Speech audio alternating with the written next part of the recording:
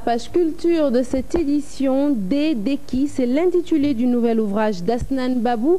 Le jeune Sénégalais relate l'odyssée des rescapés, de la mort et des victimes d'inhumations précipitées au Sénégal et dans le monde. Salimata Osek et Modou Diop ont assisté à la présentation de son ouvrage compte rendu.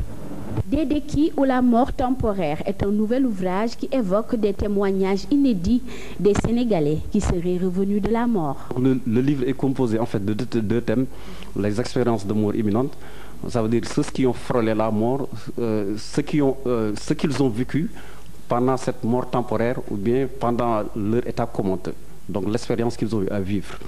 Et la deuxième partie va parler sur les inhumations donc précipitées au Sénégal, qui d'après mes enquêtes donc font beaucoup de victimes. Après 3 ans d'études et d'enquêtes sur le phénomène de la mort, l'auteur s'est rendu compte qu'au Sénégal, les personnes tenues pour mortes reviendraient à la vie spontanément. Je ne me suis pas arrêté seulement donc à enquêter donc sur des personnes contemporaines, mais on a eu à revoir donc les archives et on est tombé vraiment sur des cas vraiment intéressants, comme le cas de Koumba Touré, que je pense que la plupart des Sénégalais donc, qui ont plus de 40 ans donc, ont gardé donc, la mémoire. Il s'agissait d'une dame sérère qui est revenue à la vie après 72 heures de mort clinique. Donc c'est le 3e jour quand la dépouille a été transportée à son village, à savoir Tchadjaï, qu'elle est ressuscitée. Voilà, et ça a suscité beaucoup d'émotions et beaucoup de bruit au Sénégal. L'auteur déclare être passionné de parapsychologie et particulièrement des expériences au seuil de la mort.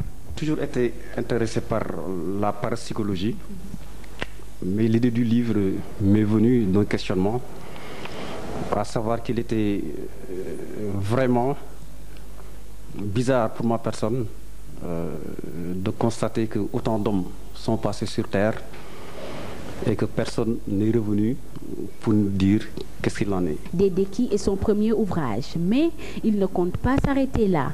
Marié et père d'une fille, cet électro-informaticien de formation compte bien ravir son public avec d'autres ouvrages sensationnels.